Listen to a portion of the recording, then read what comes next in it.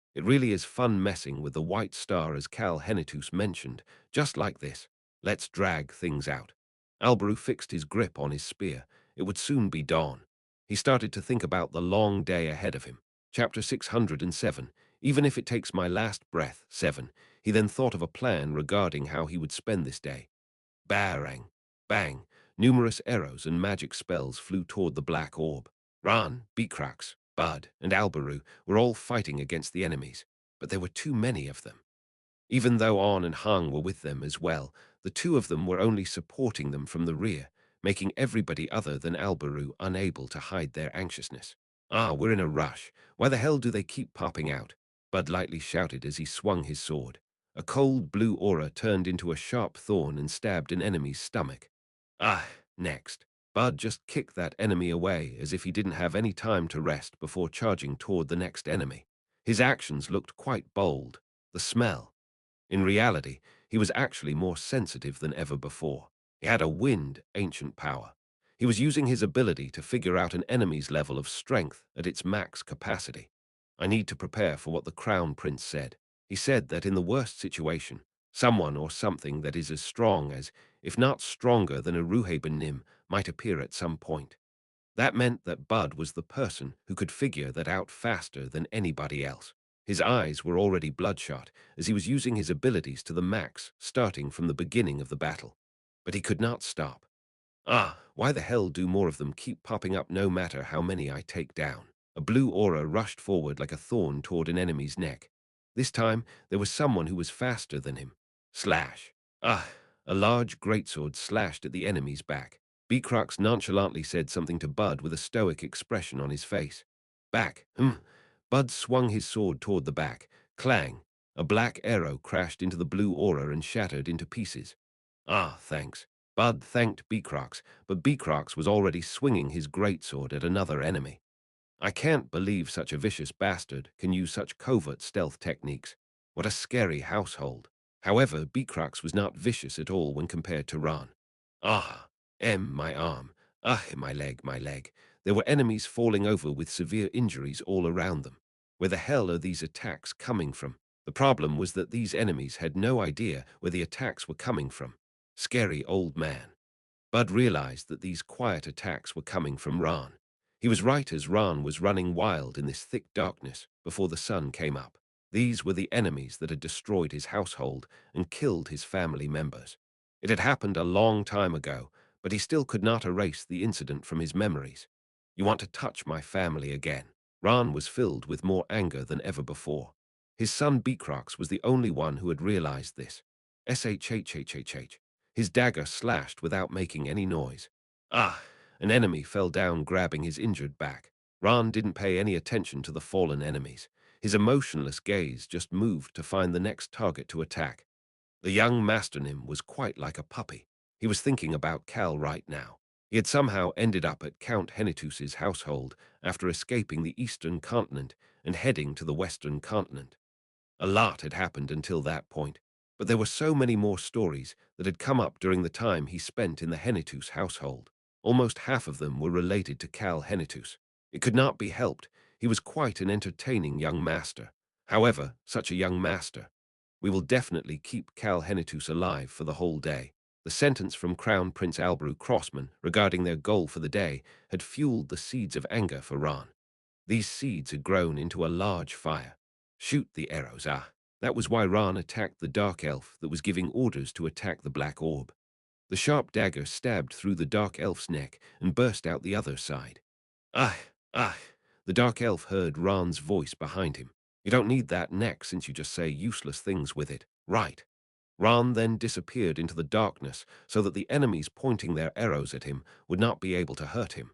His eyes headed up as he did that. Numerous attacks were headed toward the sky. There was a black orb surrounded by a silver shield at the center of those attacks. Cal was quietly lying inside the half-transparent black orb. Grandpa Ran, do not worry. I will protect him properly.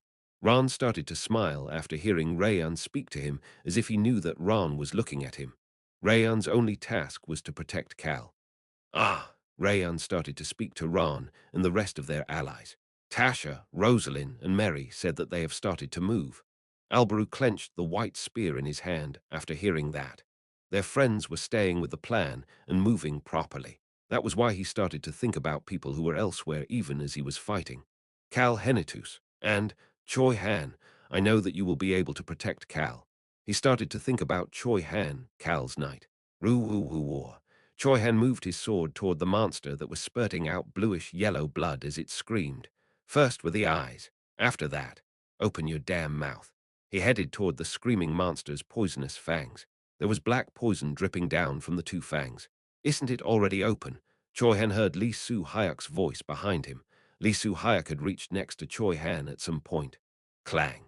Lee Su-hyuk's sword came out of the scabbard. Choi Han blankly looked at him for a while before he started to speak. I'll take the right side, sir. I'll take the left. The yellow monster was flailing in pain after suddenly losing its eyes and its sight. In this short opening provided by that chaos, they needed to take a lot of things from this bastard right now. Roo-hoo-hoo-war. The flailing monster screeched and opened up its mouth. Lee Su-hyuk could see a violent black light coming out of Choi Han's sword as Choi Han rushed past him. MMPH, he gasped. He had already used too much of his abilities, but the results were satisfactory for how much he had used so far. I can only use it a few more times. That was why he had to focus. He had to make sure to slash something with each attack. Lee Su-hyuk's eyes focused on one of the fangs that was dripping a black liquid. He took a step forward. Sturdy tree branches became like stairs for him. He kicked off one of those steps and jumped up. The moment he reached the apex of his jump, Lee Su-hyuk completely focused on his sword. Many things were being carried by this sword right now.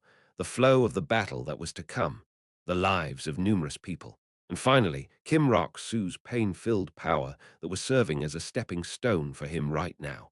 I must succeed this time if I have any sense of responsibility. Lee Su-hyuk couldn't hear anything around him. However, he was so focused that he didn't even realize that he couldn't hear anything. His sword slowly slashed down, and the noise around him actually disappeared for a moment. The monster's screeches, the noises from the trees growing, the sound of Choi Han's sword crashing into a fang, even the sound of his own heart beating. His ability had slashed all noise as well. Lee Su-hyuk felt it at that moment. Ah, I've grown. My power has gotten stronger. Lee Su-hyuk was certain once he felt this change. That fang will be cut.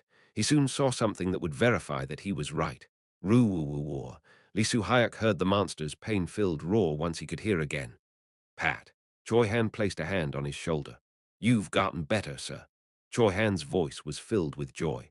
Lee Su-hyuk could see the right fang that had turned into dust, as well as the left fang that was cleanly cut off as he listened to Choi Han. Hey Han, you did well too. Lee Su-hyuk's voice was a bit brighter at the fact that they had finally managed to land a proper attack. They finally managed to take care of one of this mutant yellow monster's abilities. There was still a lot of fighting left to be done, however. His gaze automatically turned somewhere after feeling this small amount of joy.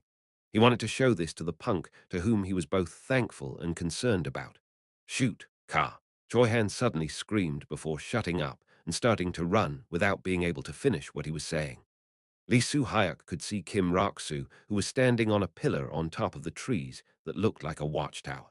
Kim Rok-soo was plopping on the ground as if he had fallen over. Rocket was different than before. The way he was plopped down made it look as if he had really reached his limits. Rok-soo. Lee Su-hyuk subconsciously started to run toward Kim Rok-soo, but he soon stopped moving. It was because Choi Han had stopped. Choi Han had his head down. Duck.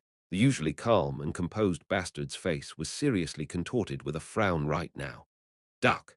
This is really annoying. Choi Han's eyes were scrunched together as he turned around. It made Lee Su-hyuk and Choi Han make eye contact. Why Lee Su-hyuk started to speak but could not finish his question. Why did he stop heading over? He just asked himself internally. It could not be helped, because that bastard who had fallen down, the bastard who was kneeling and barely holding onto the ledge of the watchtower, the bastard who was still conscious but seemed to be in terrible, terrible pain. That bastard was telling them something. He was telling them to attack. He was telling them not to stop. He was telling them to not come to him. Tap, tap. There was a tree branch tapping on Choi Han's back. It was pushing him toward the yellow monster. Duck. Choi Han mumbled in a shaking voice as he started to move in the direction the tree branch wanted him to go. Cal had plopped down on the ground. It seemed as if he had reached his limits, but his tree branches had not crumbled yet. That meant that Cal had not released his control over his power, even in his terrible condition. That was telling them to keep fighting. That was Cal's will to persist no matter what it took. Choi Han had to keep fighting because he understood Cal's will better than anybody else. Lee Soo Hyuk was able to understand Kim Rok Soo's will based on the sturdy tree root under his foot. They were not the only ones who understood Cal's will. Choi Han urgently raised his head. He felt something brush past him. Once he figured out the identity of that ability, Barring, Ru-Wu-War, he saw an explosion in the monster's right eye. It was a bullet.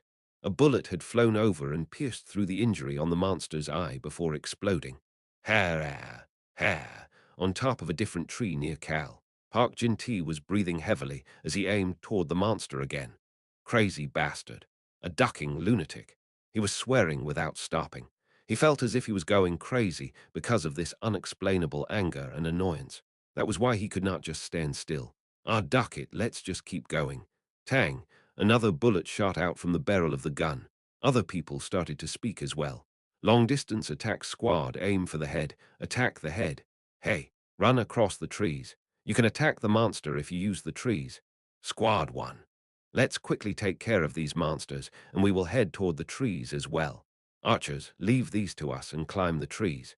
Attack the monsters like Park Jin-Tae is doing. None of them could stop. They could all tell the importance of these trees that their commander had sacrificed so much to create. Choi Young-soo urgently crouched while on the watchtower. Hey. He was checking Cal's condition and offered Cal his hand. Ah, he then jerked his hand back in shock.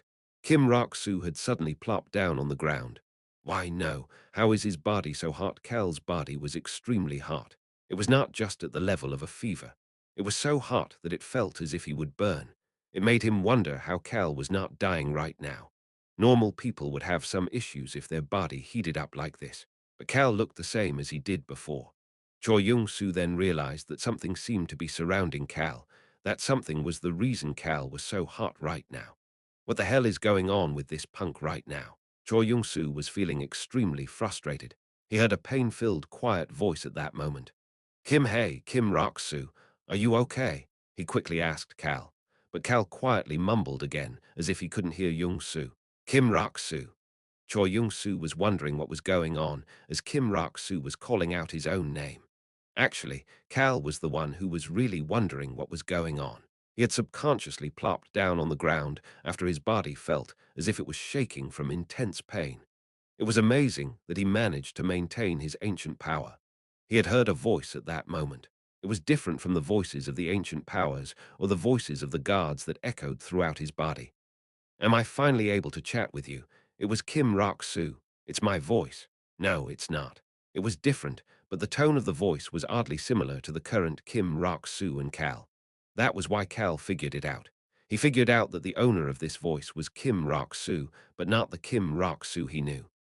Yes, I am the original from this world. I am the Kim Rok-soo who used to live in that body. If this was a parallel universe, if this was a different world than where Cal used to live, it was someone who should have existed. The original Kim Rok-soo. It was a different Kim Rok-soo who should be experiencing the end of fall as a 20-years-old kid. My voice can finally reach your soul now. I didn't know that I would see myself who was over 35 like this. Ha! I guess nice to meet you isn't fitting for such a situation, but Cal couldn't help but laugh. Nice to meet you. I know, right? It didn't fit this occasion, but it was nice to chat with each other. Hey, that sealed guard or whatever. I want to smack that mother-ducking guard in the back too. He liked the words coming out of the mouth of this world's Kim Rok-soo. It really is me.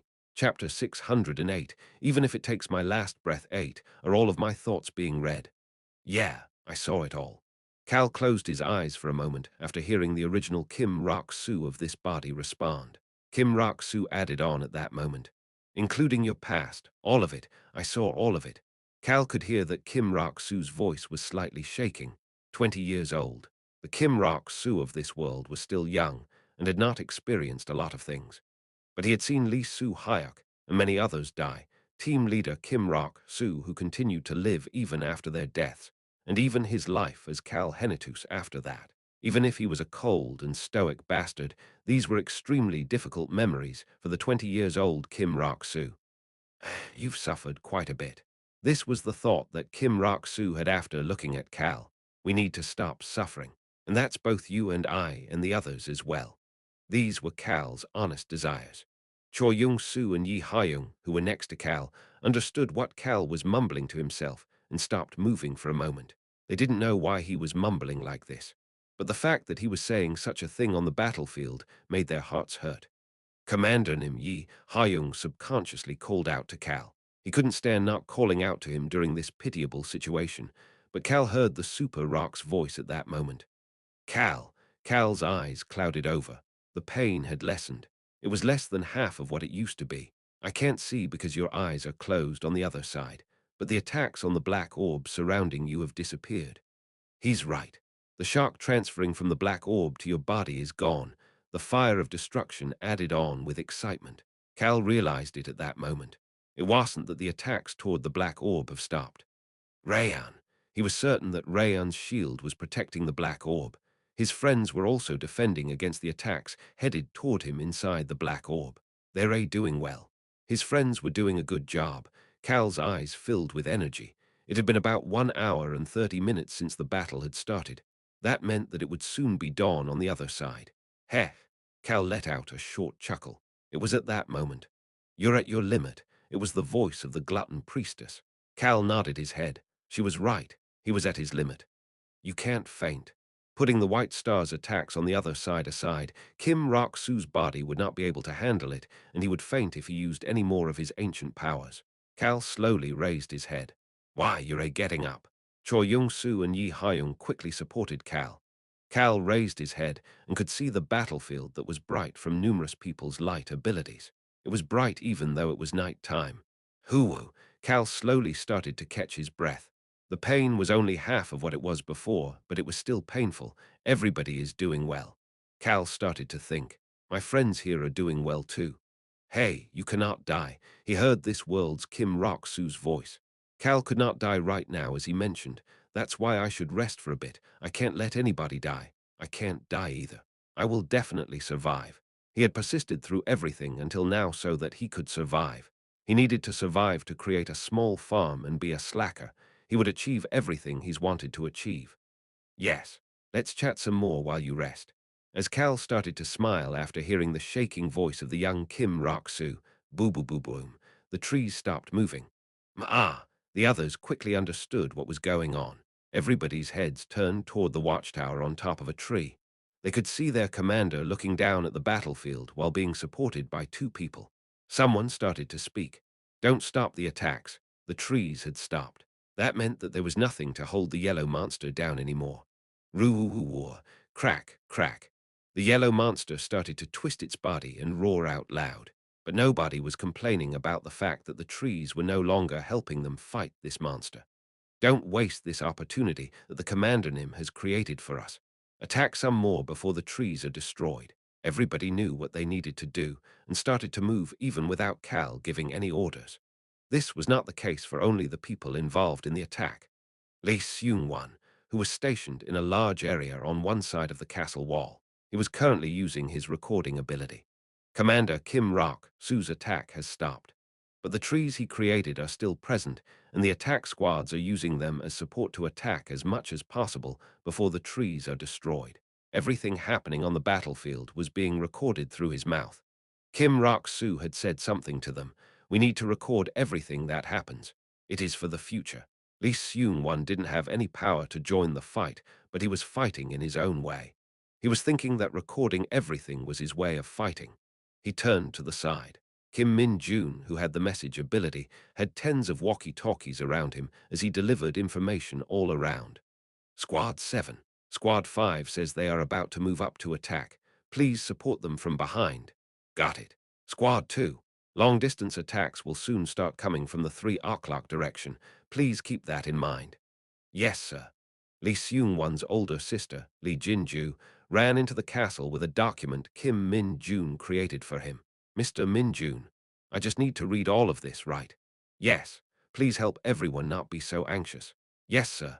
She would use her amplification ability to inform the people inside the shelter what was going on and lessen their anxiety.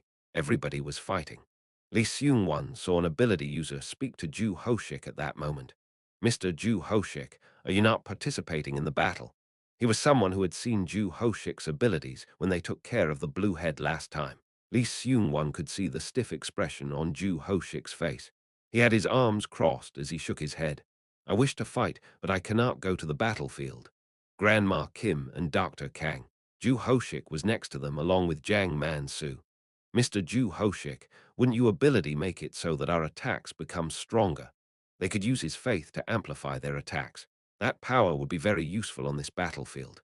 Ju Hoshik knew this as well. But he could not do that today. "My faith will be focused on healing today." The numerous healing-type ability users who were gathered here heard a tired voice through Kim Min-jun's walkie-talkie at that moment. "We are moving the first round of injured people." Everybody looked toward the walkie-talkie. It was Kim Rak-soo's voice. "Our number one goal is everyone's survival." His voice was coming out of not just Kim Min-jun's walkie-talkie, but the walkie-talkies of all squad leaders. "Move all of our injured comrades. To have the person next to you survive." There was no battle more difficult than that. Kim Min-jun, who knew that was the case, listened quietly before starting to speak.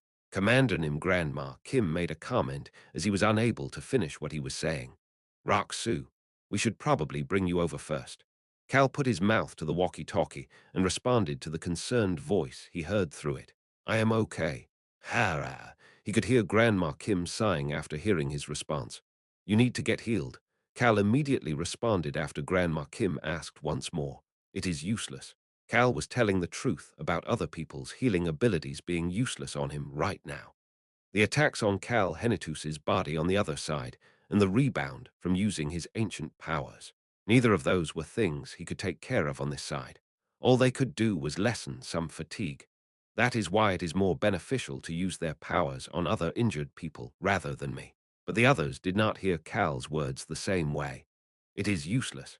Dr. Kang subconsciously started to shout once he heard those words through the walkie-talkie.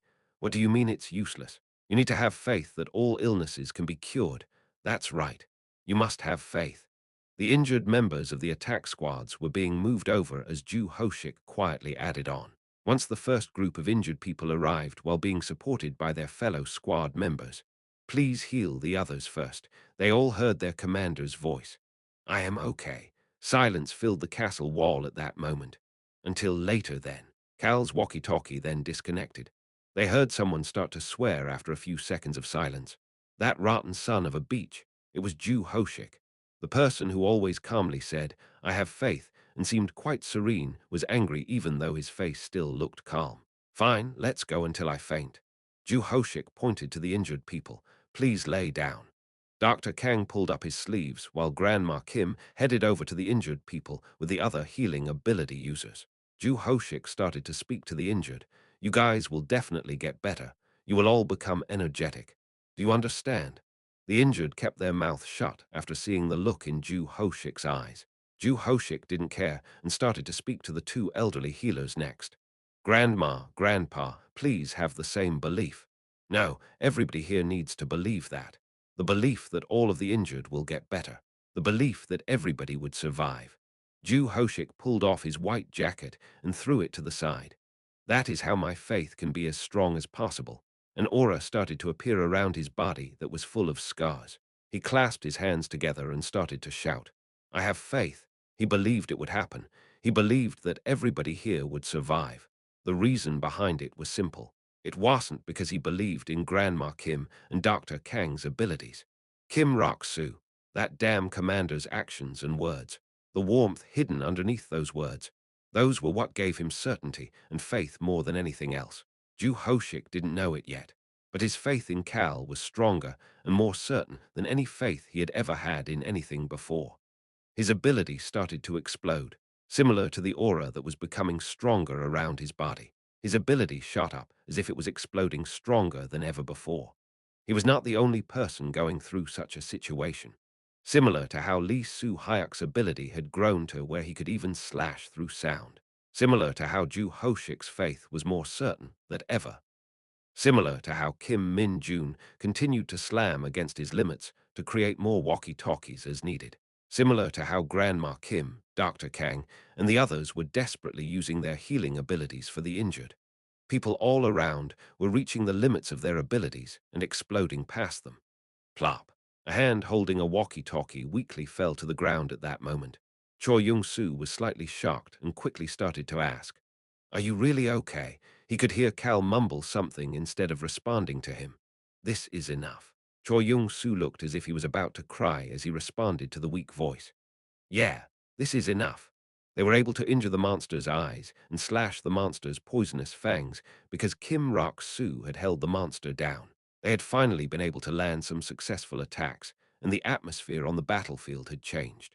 The trees were no longer moving, but everybody was trying to prolong this ability that their commander had created for them as long as possible. But they could not be completely happy. The moment the trees stopped, crackle, crack, roo-woo-woo-wah, the yellow monster started to move more intensely than before and started to destroy the tree roots and branches. It looked extremely intense that most people would find it difficult to even approach it. Choi Young-soo started to frown while looking at it, but his frown loosened up after he saw something else. He saw a smile. He saw that Cal was smiling. They will grow stronger now. Ha! Cal started to think while seeing the change in atmosphere. This was enough. The wheels had started to turn one by one now. If the hunter is weaker than the prey, numerous hunters were waking up. You just need to make the hunters grow stronger. The unranked monsters that showed up became stronger each time one appeared. But humans managed to survive and create a new society. It was because they continued to grow through the dangerous situations. Humans learn and continue to grow stronger as they put in the effort, and they survive, until finally, they can work together to hunt the monsters. By the time morning arrives, Cal looked around at his surroundings that were bright even though it was night time. Once the Cal Henitus on the other side and his friends successfully make it past the day, once morning arrives on this side, the hunter's counterattack will start. Crown Prince, are you okay? Ah! Albrew clenched the hand holding Terang his white spear. His palm was numb. He heard Rayon's voice again.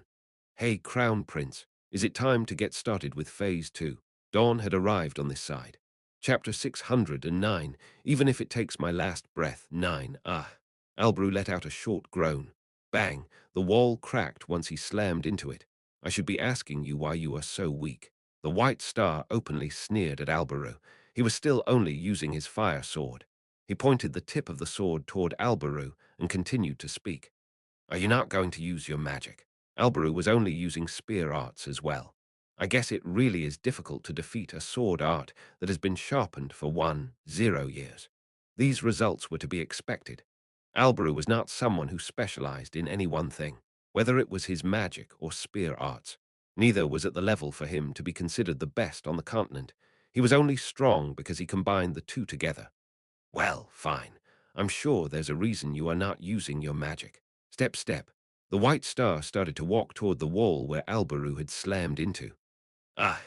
Albrew tried to raise his body that was covered in armor that was now crushed and cracked in many spots. The White Star, who had been looking at him with a stoic expression, started to smile. "But is it okay for the son of the Roan kingdom to look like this?" He continued to speak. Was that radiant and holy appearance from before all just a lie? Albrew started to frown under the helmet.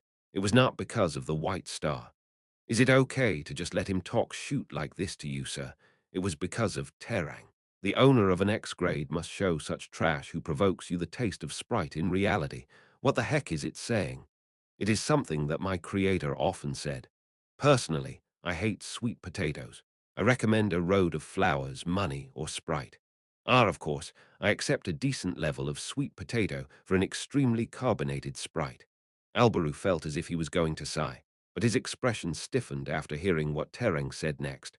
"Why are you not using my full strength, sir? I am not a normal spear. Please use me. I will send this shooty trash flying away. I will show you the greatness of an X-grade weapon, sir. I will break all of his teeth. But it definitely is weird. You are only using about half of your strength as the trash mentioned, sir. You are also not calling your allies over. Why is that so? Why am I doing this? There's a reason for it." "Ah, is that so?" Terang suddenly started to speak with admiration.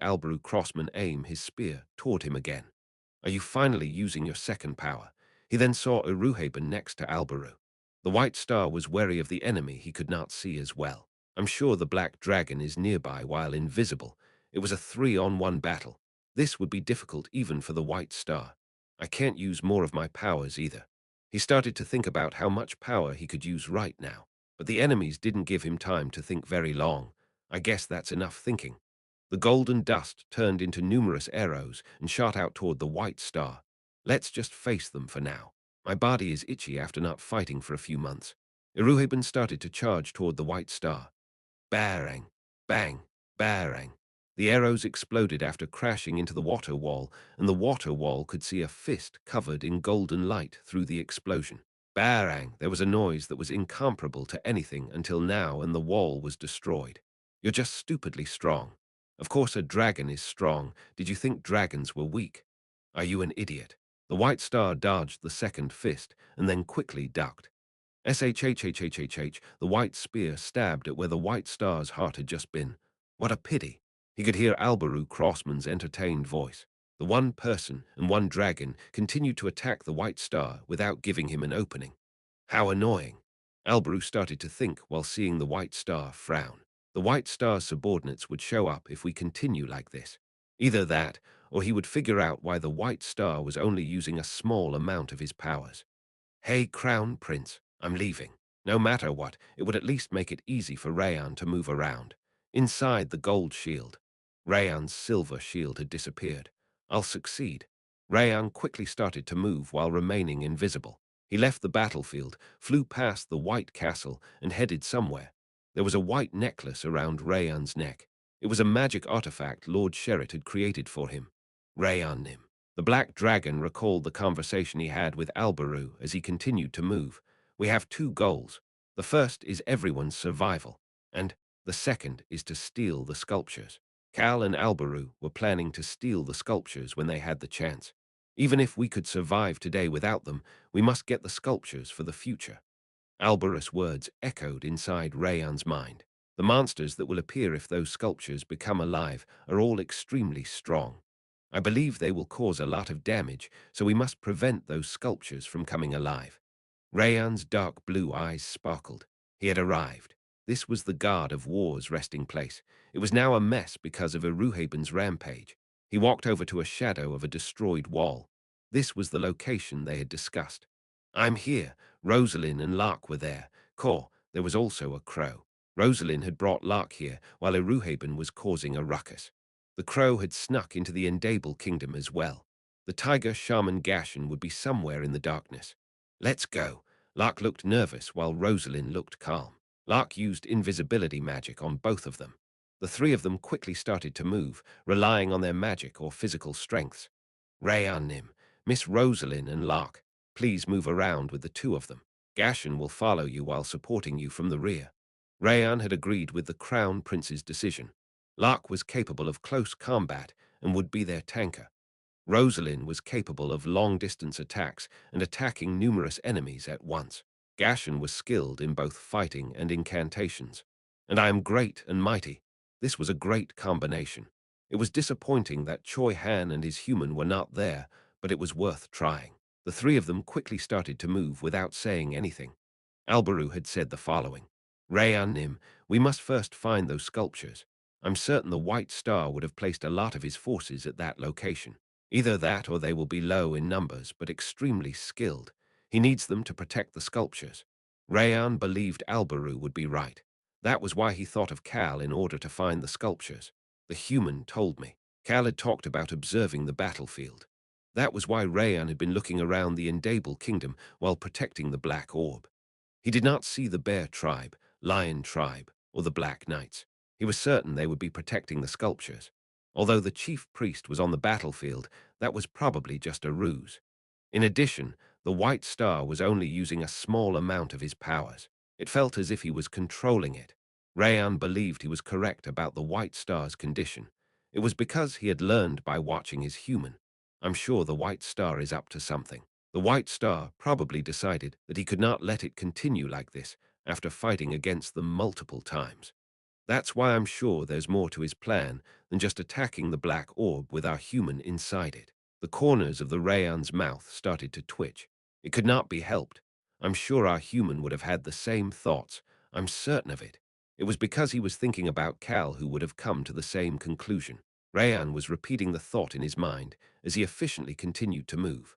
Lark and Rosalind followed behind while looking at this small black dragon's back. Rosalind made sure nobody was around them before she quietly asked Rayan a question. Nobody had noticed the three of them quickly moving. Rayan Nim, is there a place you believe they are guarding the sculptures? Albaru had told the three of them something. There is a great chance that the sculptures are no longer in their original location. They probably moved it because we found out the location. That is why we must analyze the new location while observing the battlefield.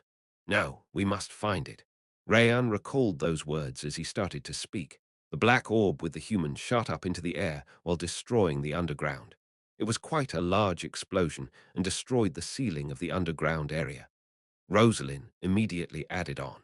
Then the chances of the sculptures still being there are pretty low as we expected. That's right. They wouldn't have destroyed it completely like that if the sculptures were there. But although the chances are low, they could still be there. Rosalind looked at Rayan, who was calmly sharing his thoughts, with an odd gaze. It was the same for Lark. Rayan's calm demeanor reminded them of a young version of a certain someone. Rayan didn't know what they were thinking as he continued to speak. That is why we will check out that underground area too.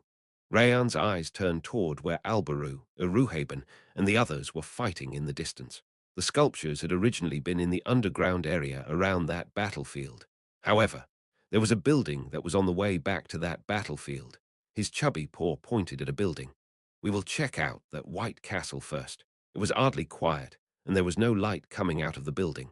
The inside was completely quiet, filled with darkness unlike its white exterior. That place is the only place that is extremely quiet when such a ruckus is going on outside. Rayan had seen everything while floating around the black orb. He had seen the houses of the Endable Kingdom's civilian residents. Those places were quiet, chaotic, even as they hid away because of the battle. Light would flash out of the gap between the curtains, windows would be slammed shut, and he had even seen eyes peeking out to see what was going on. All of them showed signs of life at least once, but the largest building in the Endable Kingdom that should have a lot of people inside. That place had oddly been quiet since the battle had started. He had not seen signs of life even once. That made no sense, unless they were hiding on purpose. The human would have suspected a place like that first. The White Castle was on Rayan's route back to the battlefield. We will go to the castle first. They headed over. He felt as if the sculptures would be there for some reason. Rayan recalled something Albaru had mentioned again. Please send a signal as soon as you find the sculptures. Then our full forces will come to the Endable Kingdom. At that time, we will grab Cal Henitus and retreat out of the sinkhole. Albaru had said that while smiling, once they retreat without anybody dying, we will then fight somewhere that is advantageous to us. We will fight safely. One corner of Rayan's lips twitched before rising up. This smile looked very similar to a certain someone's smile. Chapter 610, Even if it takes my last breath, 10. Once they were around the White Castle, Rayan's eyes flashed. There are a lot of hidden forces around here. Rosalind and Lark closed their mouths. Lark looked around before pointing to the roof of a building. Nod. Rosalind nodded her head, and Lark carried her before jumping onto the roof without making any noise. Rayan followed behind them while continuing to observe the White Castle. It would be difficult to go through the main door. It would be easy if we destroy it, but the human said that we need to do things like this stealthily in order to smack people on the back even harder. Nod, nod. Lark silently nodded while Rosalind pointed somewhere with a calm expression. Oh, that's a great spot, smart Rosalind. It was one of the numerous windows that had a terrace. Rosalind confirmed that nobody was around them before she quietly started to speak. That should be the terrace where the White Star's bathroom is located. Rosalind, did you get some information about the layout of the castle? Of course. You really are smart. Rayan was smiling brightly as he waved his front paw. Lark and Rosalind shot up into the air, and the three of them quickly headed toward the terrace using flight magic. As expected, this place is suspicious. Rosalind's eyes were cold as she looked down at the ground. There are many enemy soldiers stealthily hiding around the castle. I see the Black Knights as well. That meant that this place was important. We need to find the sculptures. It also meant that the chances of the sculptures being here were high. To be more specific, we need to find the sculptures and the place they plan on conducting the ritual. She peeked toward Lark. He looked calm, unlike his usual self. He's angry. She immediately noticed Lark's condition, but she did not say anything. She was angry as well. Tap. The three of them landed on the terrace without making much noise. There's nobody inside. Lark peeked inside before pushing the terrace window open. SHHHH. It opened without making a sound. They followed Rosalind out of what they presumed to be the White Star's bathroom and passed through the hallway while invisible. All of the doors are closed. There's nobody inside the rooms. There is nothing on this floor. Rayan's voice was delivered to their minds as they quickly moved. There's nobody here even though there are a lot of people guarding the palace outside. The fact that nobody was in any of the rooms here, including the White Star's bathroom, meant that this place is very suspicious. And where people are gathered, Rayan nonchalantly commented, that's where everything will be. The three of them soon received confirmation that Rayan was right. Stop! Rosalind and Lark stopped walking as soon as they heard Rayan's voice. Rayan's ears twitched as he looked off in a direction. Sniff. Lark took a sniff before his eyes slowly turned cold, and they headed down the staircase toward a place that was slowly becoming visible. The Grand Assembly Hall. This was the location where Cal had participated in the meeting with the White Star and the Endable Kingdom's core individuals while disguised as young Master Naru. Crackle, crackle. There were magic flames burning all around the hallway headed to the hall. There are a large number of them inside. There were tens to hundreds of individuals lining up against the walls of the hall. They consisted of, it's the Bear Tribe. The Black Knights are there too. They consisted of humans, bears, and Black Knights. Each and every one of them are strong. Of course, they are weaker than one of my snorts. Anyway, it's obvious that the White Star's core forces are gathered here. Rayan's chubby cheeks were twitching as his eyes sparkled. Rosalind started to frown. How do we get closer? Based on what she had heard from Duke Frido, this hallway was the only path to the Grand Assembly Hall. Would all three of us be able to get past without them noticing? They were currently invisible, but the enemies were still tightly guarding the hallway. A small mistake might cause a big issue. She could see Lark looking at her. Lark silently mouthed something to her. I will go take a look. He determined that it would be best for him to go since he was the swiftest. However, Rosalind shook her head. If someone goes, it should be me. Rayan had to stay behind just in case something happened, leaving her as the person who could react the most fluidly regardless of the situation based on her experiences. Lark bit down on his lips after seeing Rosalind's gaze. It was at that moment, tap, tap, a chubby paw tapped both of their shoulders. I truly am great and mighty. It was Rayan. Rayan pointed towards somewhere. Hey, Rosalind, what room is above the Grand Assembly Hall? Perhaps. As Rosalind's eyes clouded over, Rayan confidently puffed up his chubby tummy as he continued to speak. Let's create a small hole on the floor of that room. It should be doable without them noticing. We can look down through the hole. We should be able to look inside the Grand Assembly Hall that way. Smirk. The corners of Rayan's mouth curled up. I learned it from a human, hee. Rayan triumphantly continued to speak. We will then gather everything we need before destroying the ceiling. Then we don't need to do something as annoying as fighting them as we move through this hallway. Lark started to move, and all three of them quickly headed back upstairs. They were using a different route then when they came down, but Rosalind's information helped them quickly move close to the room they believed to be above the Grand Assembly Hall. As expected, the room presumed to be above the Grand Assembly Hall. The door to that room was wide open, unlike the other rooms. There were some knights and bears inside as well. Rosalind stealthily entered the room. They were more thorough than I expected. The White Star would not normally station soldiers here as well. We need to first knock them unconscious. Rosalind suddenly stopped walking. Screech. It was because the door closed and the room was cut off from the outside. I closed it. It was Rayan's magic. What? A bear was knocked unconscious as soon as it started to speak. Lark had done it. Red mana gathered around Rosalind's hand as soon as she saw that. Rayan started to move as well. Plop, plop, plop. Inside the silent room, tens of bears and knights all fell to the ground one by one without being able to say anything. The regular bears and knights who were not at the Bear King's level could not stop the ambush from these three individuals. Once Rayan, Lark, and Rosalind were the only ones left standing. I kept one conscious, but covered his mouth. I guess we can talk now. MMPH, MMPH. The gagged bear looked around while looking at his fallen comrades with shaking pupils. The bear started to sweat. Well, we can ask our questions later. He couldn't see anybody, but he could hear voices as his allies fell one by one. It must be people from Cal Henetus's side. All he could do was shake in fear as he could not see them. His mouth was covered, and his limbs were tied up. It was at that moment. CHHHHHHHHH. There was a quiet noise before three holes were created on the floor. They were very small. The holes were only the size of a person's pinky. What is that? I need to hurry up and report these things. The bear slowly moved away from the 3 holes in fear. Pow! Ah! Something hit him from behind at that moment. Don't move, unless you wish to die. The bear stopped moving after hearing a woman's vicious voice. Swish, swish, swish. It was because he could see the bodies of his fainted allies being thrown into a corner of the room and piling up like a mountain. The problem was that he could not see the individual who was strong enough to throw them like that. All done. Someone as great and mighty as me has no problem stealthily creating holes like this. The woman's vicious voice and the individual throwing his allies' bodies aside all stopped after hearing an excited child's voice. This situation made the bear shake even more, but Rayan, Rosalind, and Lark did not care. Rosalind slowly crouched down and looked through the hole Rayan had created. Underneath the small hole, she could see the inside of the grand assembly hall. Rosalind heard someone gasp in shock next to her. Gasp. Rayan was looking inside before urgently raising his head to look at Lark. But Rosalind did not react. As I expected, she just started to frown while looking down.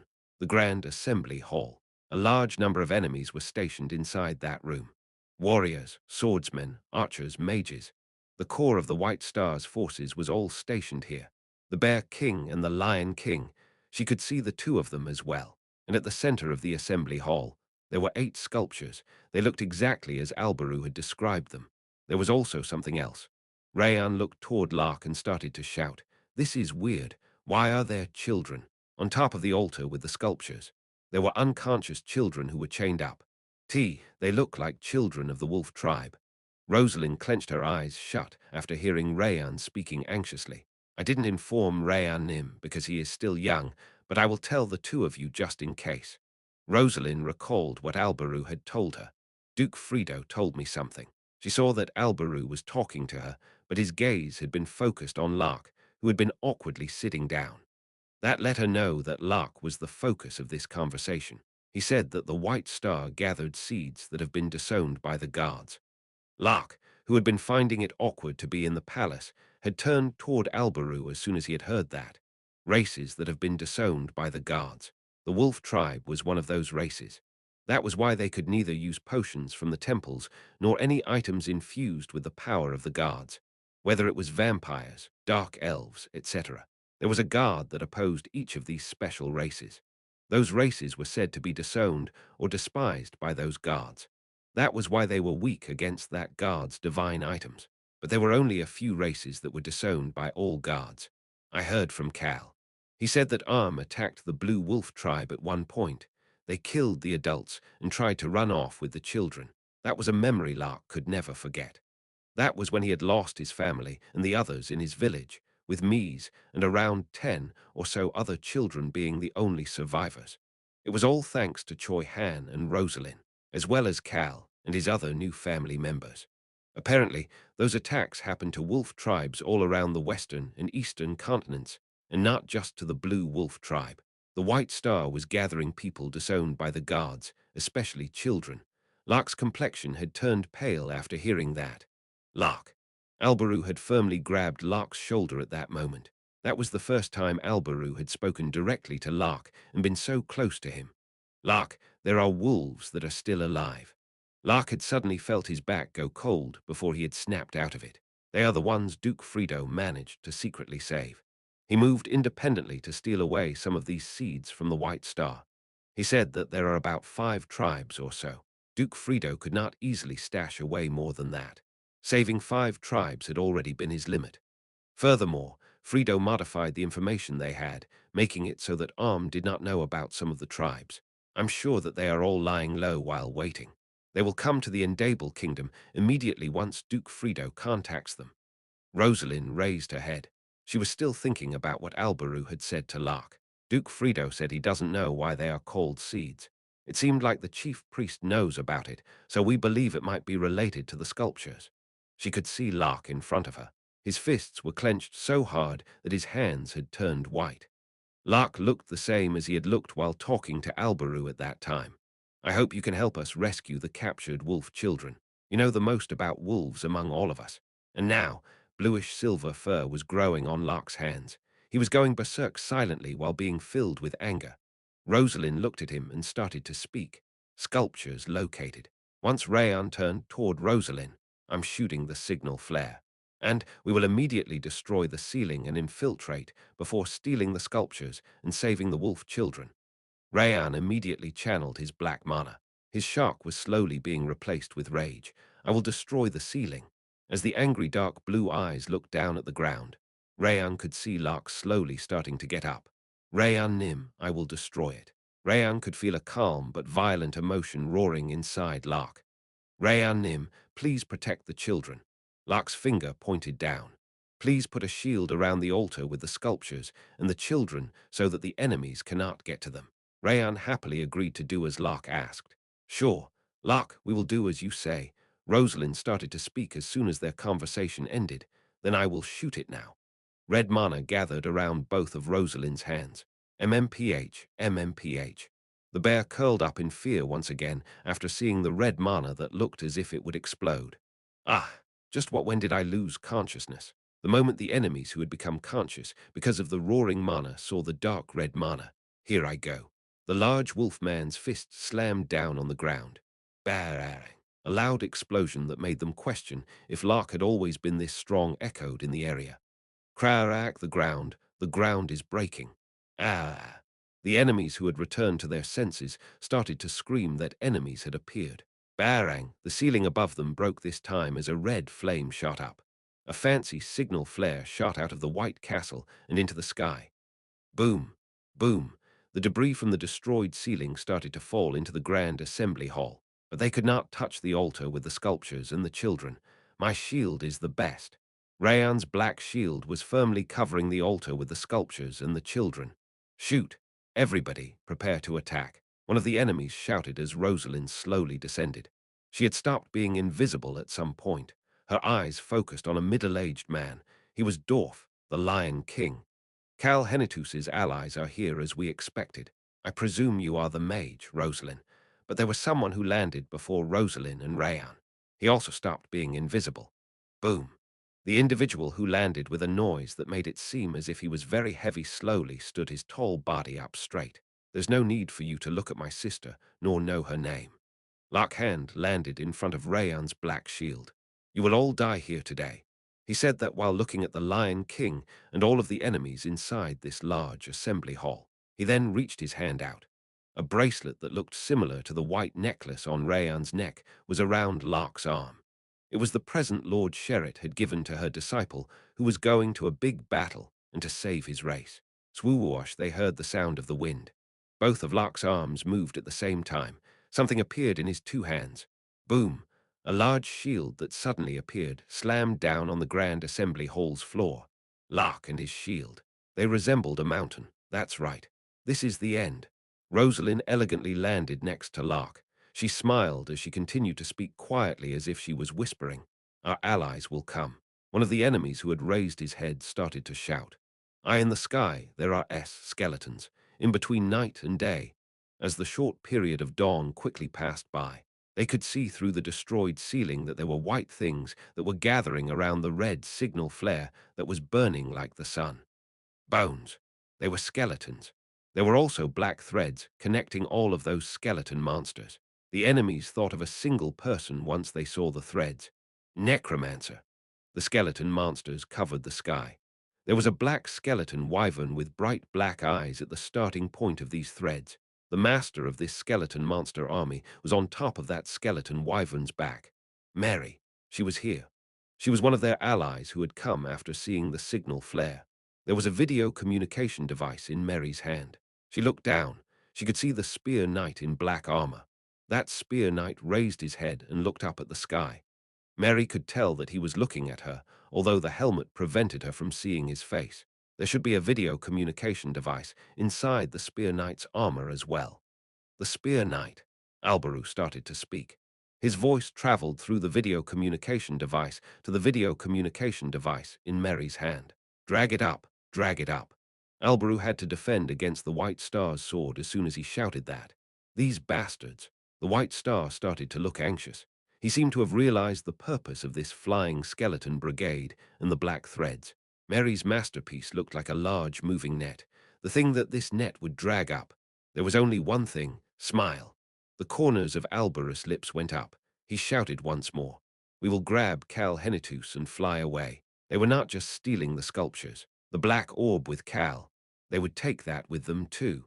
Whether the sealed guard made it or not, wasn't it just finders keepers? Furthermore, why would they fight here in the enemy territory? They would take away the important things and fight somewhere advantageous for their allies. Mary started to speak. "I understand. That sounds great." The black net headed toward the black orb with the flying skeleton brigade at that moment. Chapter 611, even if it takes my last breath, 11. That. Over half of the white star's face was covered, but his expression was clearly visible. "You're going to lug that away? Right now?" He looked shocked and full of disbelief. The tip of a white spear was pointed toward him. The owner of the spear was smiling as he responded, "Yes, right now, right in front of your eyes." "Ha, what's wrong? I can't do that." Although Alberus' face was covered by the helmet as he tilted his head to the side. "You said it very well so that it sounds annoying, sir. It was as Terang said. PFFFD. Alberu just snorted. "There's no reason I can't do that. Who cares if the black orb is the sealed guards? Will I face a guard's rage if I steal it? So what?" He just had to take care of that anger as well. Why would he care about a guard's rage when he had every intention of smacking the back of a guard's head? It's better than struggling to fight here while protecting Cal Henitus. They needed to protect this black orb for the whole day. Why would they fight a difficult battle here in enemy territory while protecting the black orb? What if someone gets hurt while we do that? Albrew found it difficult to fight against the White Star right now, with both Cal and Choi Han not being here. Although I came here not as the Crown Prince, but as his sworn brother, it didn't change the fact that he was Alberu Crossman. He was the Crown Prince of the Roan Kingdom. He was sure that one of the White Star's subordinates had contacted the other kingdoms on the eastern continent to inform them that the Roan Kingdom's Crown Prince has invaded the Endable Kingdom the moment he appeared. The kingdoms of the eastern continent that have created an alliance were bound to show some kind of gesture as a result.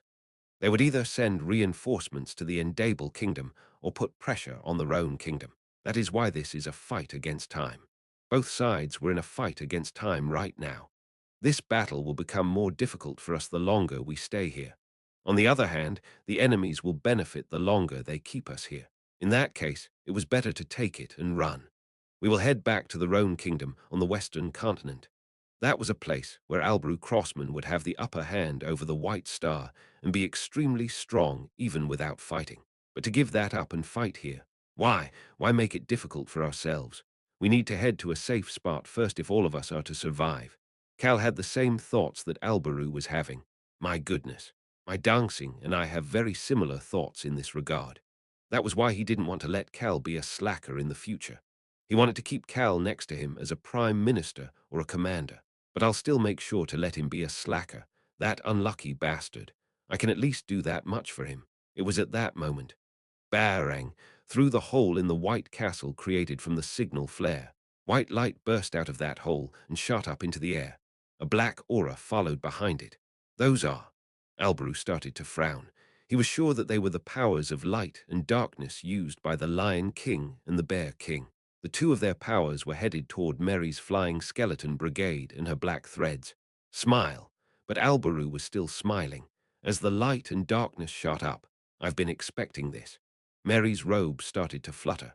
A thoroughly woven spider web that was not the net to grab the black orb appeared and crashed into the light and darkness, as if it was a shield. It was as if the dead mana net was falling down to suppress the light and darkness from above.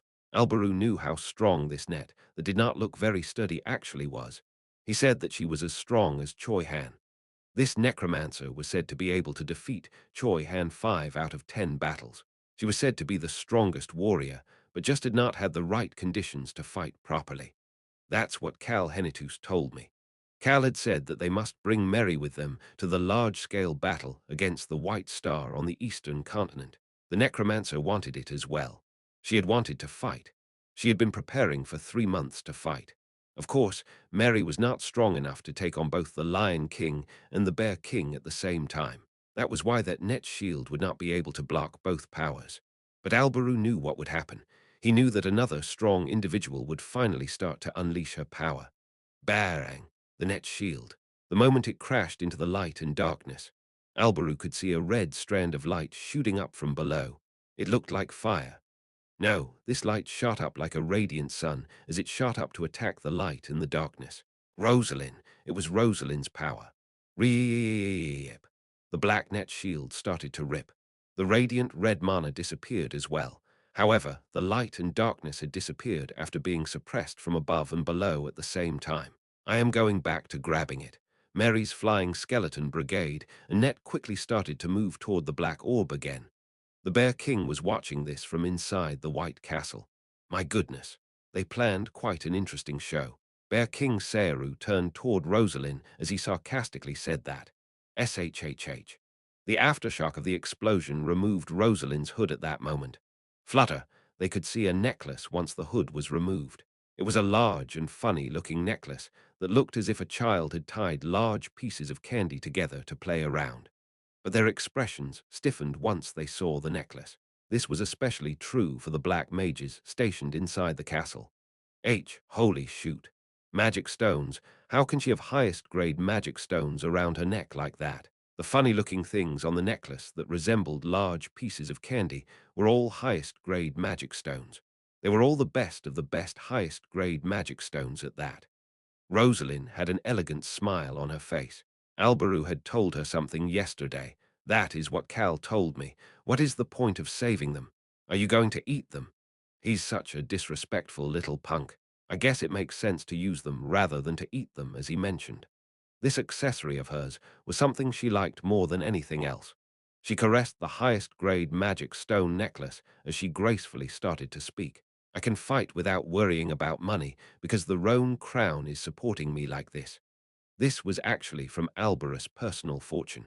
He had called it an emergency fund for potential situations that may arise. Because of that, I should do it properly right. A light shot toward her as she said that. I will make you shut that damn mouth of yours. It was Searu's light arrow. But Rosalind quickly saw someone's shadow. It was Lark. No way, bang. A large spear appeared in front of Rosalind and blocked the light. Ooh-wong. There was white smoke coming from the large shield once the explosion settled, but it did not even have a scratch. It deserved to be a magic shield created by Lord Sherritt for defense. The wolf holding that shield was now charging toward Bear King Searu. Boom, boom, boom. The ground shook every time he took a step. It was to be expected as this already bulky body was holding a large spear as well. Move, I will take care of this bastard. Searu shouted, and the enemy troops quickly stepped back. His strength stepped back. You can't let him slam into you. Of course, there were already individuals who had been sent flying by the shield. Lark's strength was close to being Herculean strength, but Lark didn't care about anything else as he was focused strictly on Searu. I am filled with strength right now. Of course, he had noticed that his body was oddly filled with a ton of strength right now. Was it because of all of the training he had done with Lord Sherritt until now? Was it from his anger about why it had to be the wolf tribe that suffered such terrible misfortunes? If it was neither of those, then was it because of his desperation to save everyone? Lark didn't know the answer and just focused on what Rosalind had quietly whispered to him during that last short explosion. We pretend to fight and then retreat. You remember, right? He knew. The important thing right now is to save everyone. Of course he knew. And smacking them from the back. You know what I mean, right? He knew very well and he liked it very much. It was a plan that made it seem as if young Master Cal was with them even though he wasn't. Peek. Lark could see brightly burning red mana heading toward the Lion King. The middle-aged man, Dorf, was stepping forward to take on Rosalind. Rosalind saw him and stoically commented, I heard that you use a darkness elemental. Well, I guess he'll take it on. It was to be expected of his older sister. Lark almost chuckled after hearing Rosalind's calm voice, but he could not laugh. Bang, bang, bang. They were each taking on the Bear King and the Lion King respectively, but there were many other strong individuals in here as well. There were so many that he couldn't even count all of them. We must destroy the Black Shield. That is our #1 priority. It was a knight on top of a black horse. It was the Black Knight, Count Hubesha. There was the old dark elf that had left to take over the Black Castle in the Forest of Darkness. This woman was the other count other than Count Mark. She continued to shout while pointing toward the black shield as numerous attacks were already heading toward it. Barang, bang, barang. Lark started to frown. Rayan might be a dragon, but this was an endless volley of attacks. Will Rayan Nim be able to deal with this situation?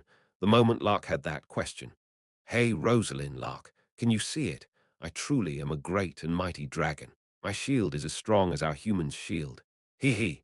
I'll create a teleportation magic circle to transfer the children before stealing the sculptures. Lark ended up chuckling after hearing Rayan's calm voice that resembled a certain someone. And then he was certain. Everybody will do a good job. Lark started to think about the others who should be fighting outside the palace. As for one of those other allies, smile. Elbaru had a thick smile on his face as he watched the white star rush past him. The white star was not attacking him. I guess you're in a rush. I have no more time to play around with you. The white star started to frown after hearing Alberus' mocking tone and kicked off the ground. Crackle! He then swung his fire sword once he was in the air. Fire shot forward from the sword as if it was a boomerang. It was naturally headed toward Mary. I will block it. Barang! A black wyvern's tail smashed into the fire boomerang. Crackle! Crack! The majority of the tailbone crumbled and fell to the ground.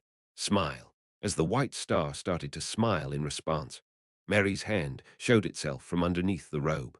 On her hand, that looked as if black threads were creating a painting on it, her thumb and index finger snapped together without any hesitation. Snap! Many things started to appear through the Endable Kingdom's sinkhole along with that quiet noise. I have many more. Black skeleton wyverns that had yet to fly up were looking down into the sinkhole, ready to flap their wings at any moment. They looked as if they were considering the white star to be prey that they could hunt at any moment. All I need to do is destroy them.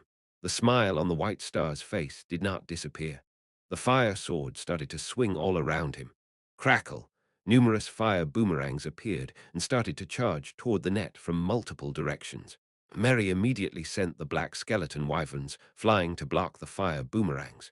Keek! The white star sneered at her before twisting his body midair and heading toward the black orb that was surrounded by Eruhaben's gold shield. His eyes were quickly moving around to locate Eruhaben, whom he had not been able to locate since a few moments ago. His feet were quickly moving toward Cal Henitus.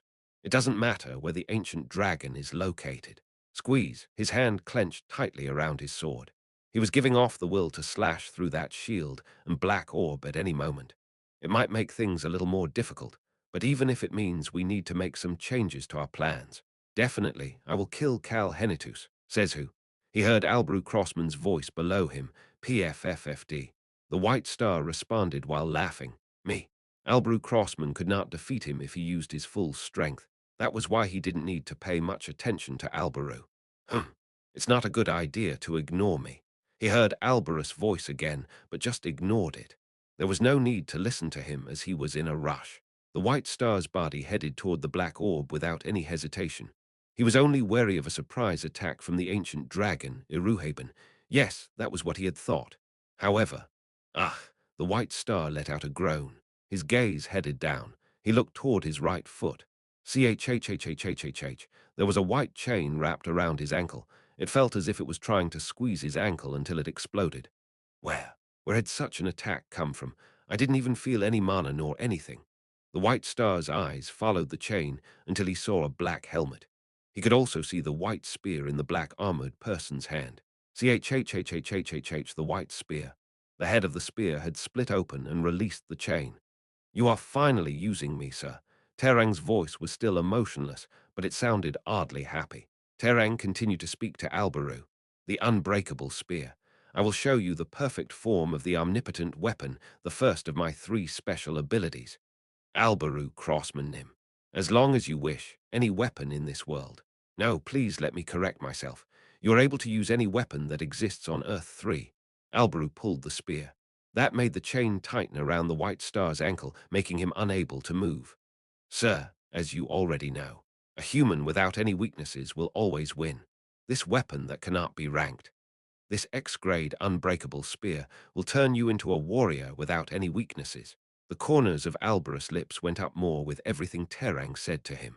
He pulled the white star's ankle as he nonchalantly commented, like I would let you do as you please. There was no way he would let that happen. If anything was going to happen, we have to do things as I please. Albrew Crossman had a smile on his face that Rayan would call wicked if he saw it. Chapter 612. Even if it takes my last breath, 12. High's actions did not just stop with a smile. Squeeze. The White Star could see the chain pulling his ankle down.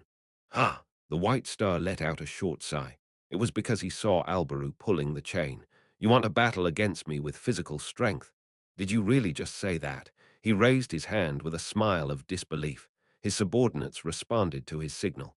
Attack. Support our liege. The black mages gathered together, used magic to lift some warriors and archers into the air. The other warriors and dark elves set up a formation to protect the mages. It could not be helped. Protect the mages from the Marlen household and the mercenary king. Beacrux and Bud, the swordsman, holding a great sword, and the swordsman with blue aura were rushing toward them. Be cautious of the assassin.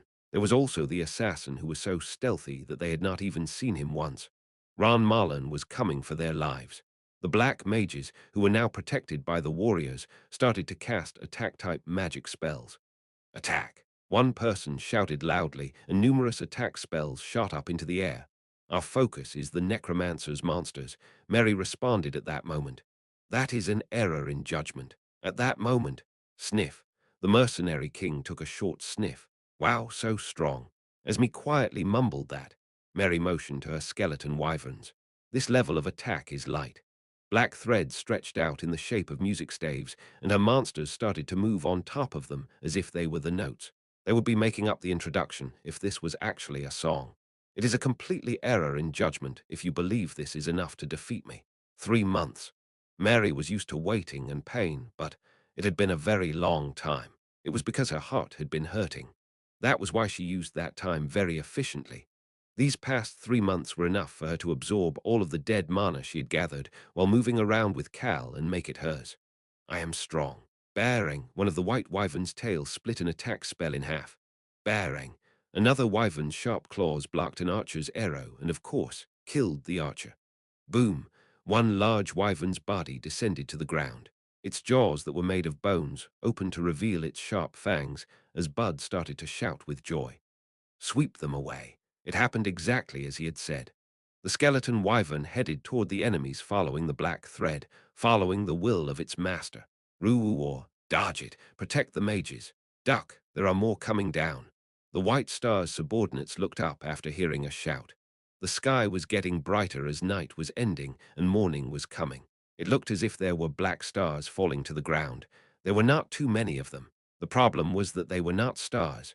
They were ugly and fearsome skeleton monsters. In addition, they were all huge. Boom. Once another monster descended on the ground. I'm going first. Excuse me. Beacrux rushed past Bud and got on top of a wyvern. His greatsword then started to swing non-stop on top of the skeleton wyvern that was causing a ruckus. Such a cool idea. Bud gasped at seeing Beacrux' hardcore actions before jumping on top of a skeleton wyvern as well, making it twice as chaotic. Ha ha ha. The White Star started to laugh while looking down at what was going on. He was laughing in disbelief. He looked toward Mary and started to speak. You prepared quite a lot of skeleton monsters. Swish. Mary turned her head toward the White Star and responded in a GPS-like voice. I don't need to pay any attention to someone like you. What? As the White Star started to frown. It's because I'm here. CHHHHHHH. Albrew pulled the spear and the chain with both hands.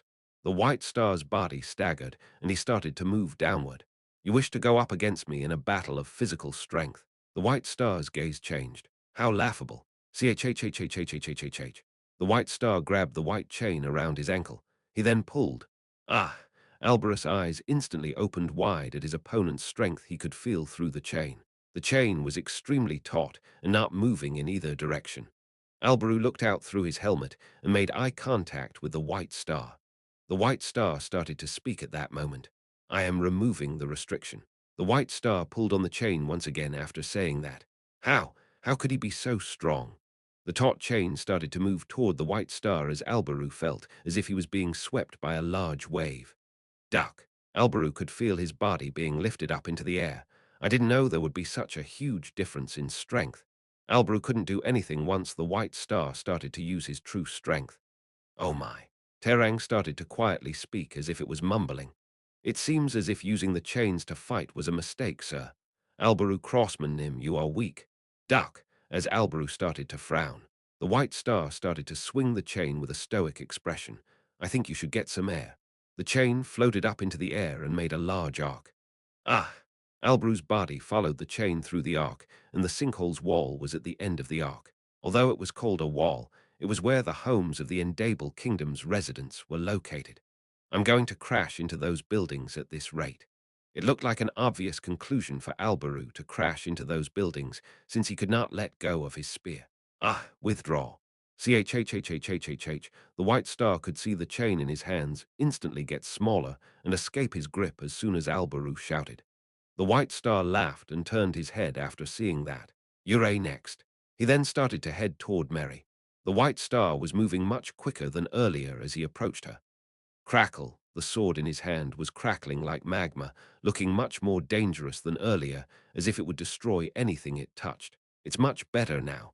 The white star said that before stabbing his sword toward Mary's net. Red fire shot out of the tip of the sword. Mary's expression stiffened. Her net would reach the black orb soon. A red arrow that was much stronger than the fire boomerang from earlier was headed toward her. No, it was too big to be considered an arrow. It felt as if a large snake monster was approaching her. Ure finally stopping. The white star smiled at the stiff Mary who had stopped moving, but he then started to frown. You mother ducking old ass dragon, Sharara, are in front of Mary. Gold dust was starting to gather in front of Mary. That gold light, it symbolized the appearance of a dragon. Yes, I am that mother ducking dragon. A gold shield appeared in front of the fire arrow. Bang! The fire arrow exploded with a loud noise. The fire spread out around the gold shield and started to make it crack, but it could not get past the shield. Iruhaben appeared once the shield disappeared. Wow, Ure attacking again immediately. He shook his head while looking at the white star who was rushing through the explosion toward him. Iruhaben looked as if he was fooling around, but his gaze was serious. I can't use my full strength. Iruhaben was not using his strength in case he needed it for an emergency. Everybody, including Iruhaben, had to survive. Swoosh, gold dust was surrounding his body. Smile. The white star made a comment while charging toward Iruhaben. I guess you can't use your full strength right now. Clang. The tip of his fire sword pointed at Iruhaben. I guess it's time for you to die. I always wonder whether today or tomorrow might be my last. The two of them were lightly chatting with each other, but the powers surrounding them were getting much stronger. The White Star's fire sword was so strong now that just pointing forward was making the air around it fluctuate. The White Star had a thick smile on his face as he raised his sword. He would soon kill this old dragon. Good. He could use this bastard as a sacrifice as well. Crackle, the fire that was now turning from red to black, shot up into the air. That fire would soon head toward Iruhaben. It was at that moment. Tang, the white star heard an unfamiliar sound behind his back. It was a quiet sound. He would normally ignore such a thing. I don't feel any mana or aura, but the sound was too unfamiliar. He could also hear something cutting through the wind. Duck! The white star ended up turning around and swinging the sword toward the direction of the noise. Bang! Something slammed into the sword and exploded once it touched the fire. The white star lowered his sword. He could see another black skeleton wyvern, and on top of that wyvern, you need to watch an attack to its end. Albaru had said that while smiling, and in his hand, what is that? Was a weapon that the white star had never seen before. Although it couldn't create all of the weapons from this world, but if it was from the other side, the unbreakable spear could create any weapon from Earth 3. Albaru didn't know about all of the different weapons on Earth 3. However, there had been quite a lot of weapons he saw in Cal's Earth as the Dark Tiger. There was one weapon that was new to him that he liked quite a lot. Click, click. The white spear looked different now. It was much shorter, and there was a hole where the spearhead should have been. You want to know what this is? Albaru asked before his position resembled a certain someone's. The omnipotent spear's ability is automatically correcting your position while using a weapon for the first time. The corrected position is better than average, but is not exceptional. Albaru's position automatically started to correct itself, resembling the person Albaru thought of in his mind. What is this? Why would I tell you? Albaru pulled the trigger as he said that. Tang. He then pulled the trigger once more as Park Jin-T had done. Tang.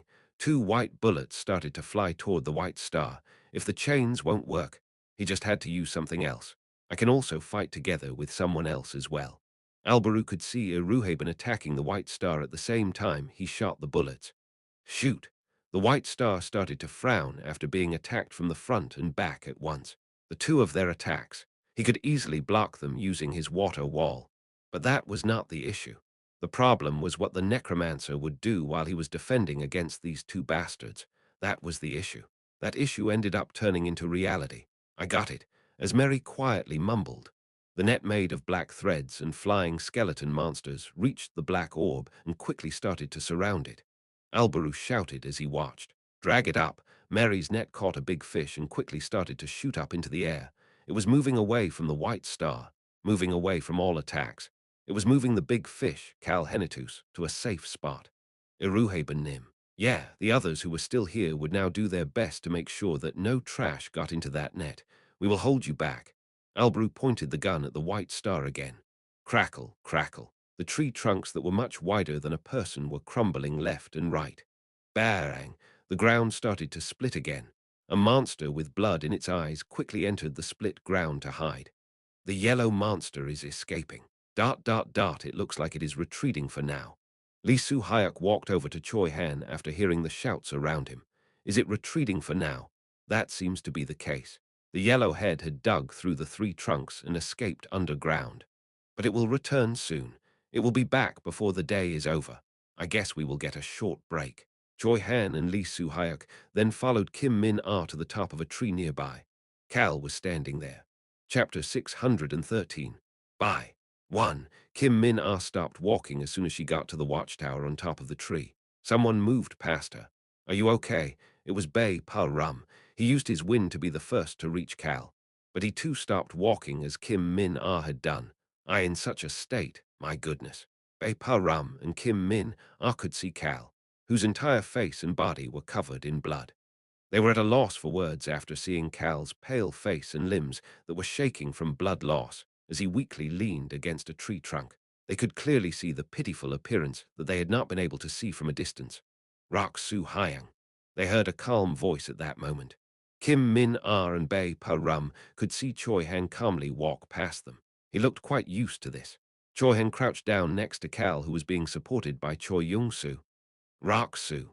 Lee Su-hyuk, who was the next to arrive, quietly called out to Cal as if he could barely breathe. Mother Ducker. Park Jin-T, who was right behind Lee Su-hyuk, turned his head after looking at Cal. However, he could not get himself to leave. Choi Han calmly started to speak again at that moment. Rak Su-hyang, I don't know if you saw it, but the yellow monster escaped underground once your trees stopped moving. Of course, it was injured in its eyes, poisonous fangs, and many other locations because of Choi Han, Lee Su-hyuk, and the others' attacks. I think it will probably come back to attack in a little bit. Cal raised his head at that moment. They could clearly see his eyes through his parted hair. Hold on. He closed his eyes again as he responded. Hold on, he had said. Quiet. Inside his head, the Super Rock was speaking right now. You want to smack the sealed guard from behind, the Rock Su of this world responded. Yes, I want to smack it hard. The Rock Su from this world, the Super Rock, and Cal were currently chatting inside Cal's mind. It is impossible to destroy a god. That, the Super Rock commented once again, while the Rock Su of this world seemed to not like what he had just heard. But the sealed god will probably be stuck for eternity if we can cast another seal that cannot be broken other than by the caster. Wouldn't that be the same as smacking him from the back? A seal that cannot be broken. Is there a seal that can prevent him from coming back out into the world ever again? The Super Rock calmly responded. Yes, if it is a power that doesn't exist in our world, and if it is a power that will never be passed on to anybody else in our world. The Super Rock addressed Cal. You have such a power. He was right. He did have such a power. He had a peculiar power that did not exist in Cal Henitus's world. It was a power that would never be passed down. A power that would lose the only caster who could break the seal once Cal was gone. Embrace. It was the power that Lee Su-hyuk had passed on to Cal, whether it was a tangible item or an intangible power. This ability allowed him to store anything that existed in this world in a set location. It was a power with an ability that did not suit its name. This was the embrace ability. Lee Soo-hyuk had said something to Cal at one point. That power is like dominance. It dominates the target and binds them into your hand. Isn't that too violent to call it embrace? Whatever. Even such a power can be considered an embrace if I use it for good. Isn't that right? I only use it for good. But they could use that power on a guard. He's not just a guard. He's a sealed guard. It should be possible while he is sealed. Cal started to speak. Heh. Cal was laughing while his mouth was covered in dry blood. Yes, I only use it for good too. Tang, tang, the bullets were only aiming for one bastard. Sir, these bullets are different from regular bullets. They use the caster's skill capacity. Ah, I guess it is called the mana capacity in this world. It automatically changes your mana into power from Earth 3 to turn it into bullets. Isn't it great that you don't need to cast it over and over again? Tang, I will drag out your mana as needed, so please shoot to your heart's content. Bang, bang, barang. The fire, sword, and white bullets were causing an endless array of explosions as they crashed against each other. Smile. The corners of Alberus' lips went up. This is nice. Tang, tang. Alberus' gun was aiming at the white star. Eyes, ankles, head. He didn't care where it was as long as it was on the white star's body. Your position will change automatically based on the target. Of course, all positions are above the basic level, but below the extraordinary level. Okay, let's send his ducking head flying. Keek. A smile that Rayan would call a villain's smile was on Alberus' face. He had not been able to hit the white star even once. The fire sword blocked all of his bullets, but Alberu was still excited. Damn it, these mother ducking things. The white star's fire sword slashed through another bullet. Barang! There was another explosion. Unfortunately, the white star did not have any time to pay attention to the explosion. Are you not going to pay any attention to me? He heard an annoying voice. He cast his water wall. Chhhhhh gold dust slammed against the wall. Bang, babababang. There was a round of chain explosions. The white star could not see around him because of the smoke from the explosions. If it continues like this, he would not have time to kill the necromancer or destroy the black net if this continued. Those weird pellet things would attack him when he focused on blocking the ancient dragon's attacks. They had a mysterious power he didn't know about, which prevented him from leaving them alone. He could feel mana through the smoke once those pellets exploded, but he had never seen this shape before. That was why he had to pay attention to each of them. But he didn't need to worry much about it. The amount of power in each pebble is small. There were things he could ignore once or twice in such a battle. The problem was that these small things came flying at him non-stop. Of all places.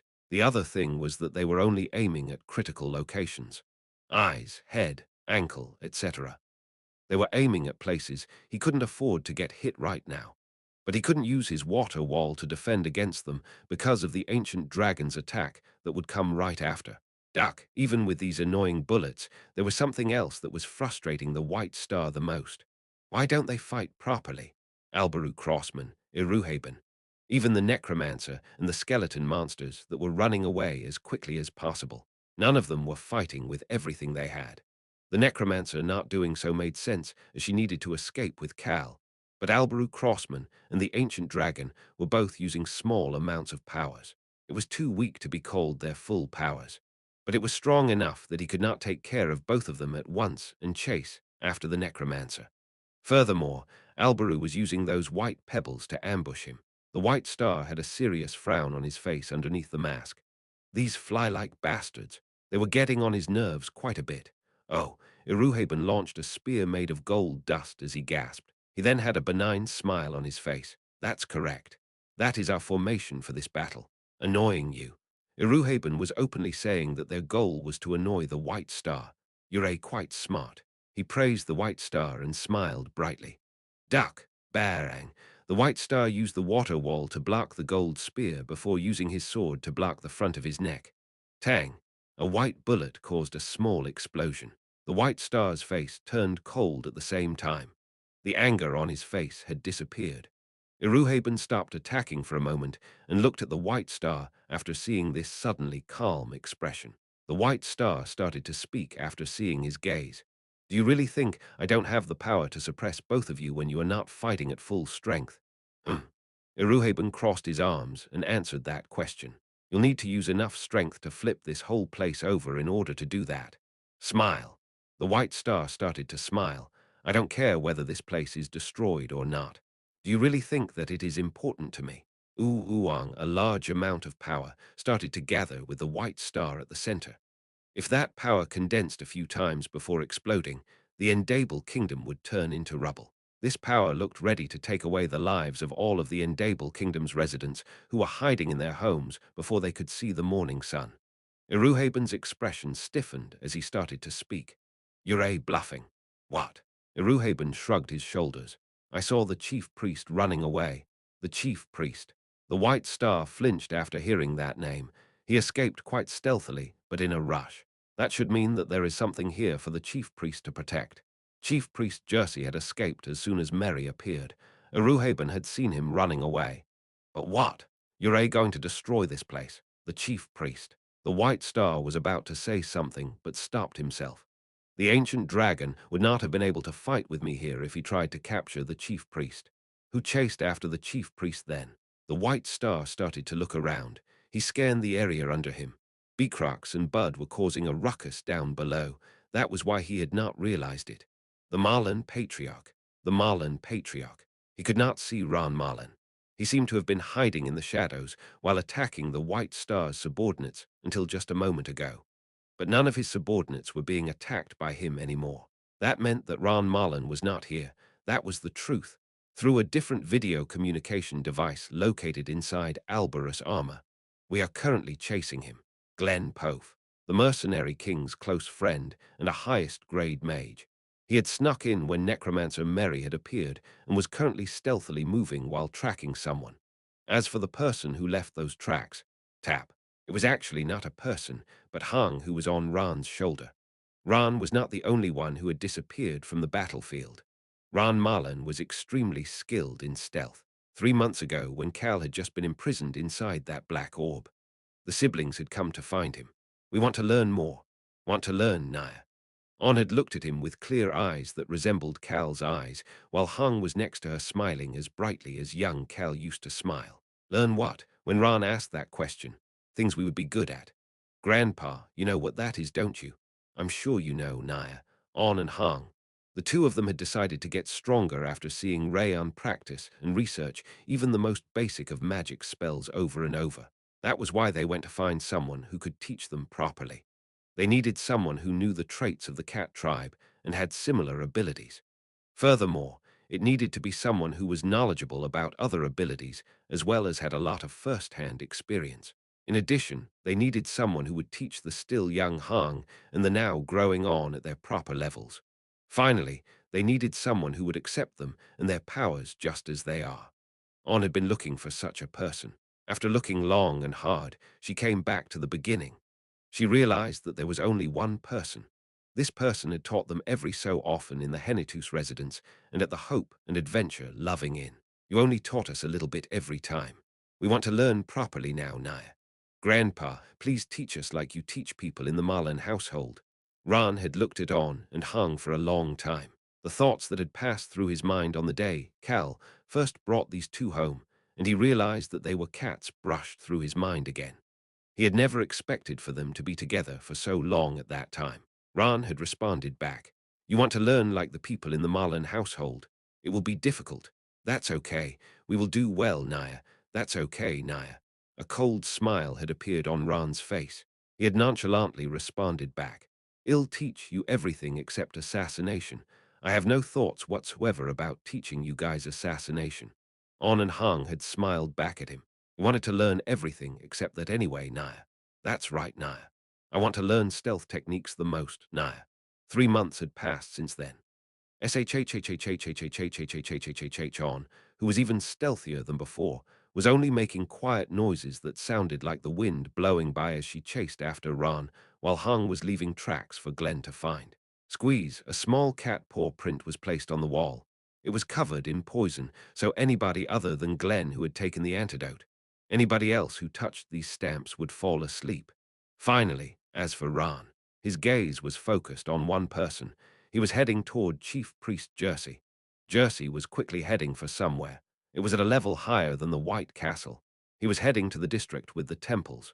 Is he heading to the temple of the demonic god?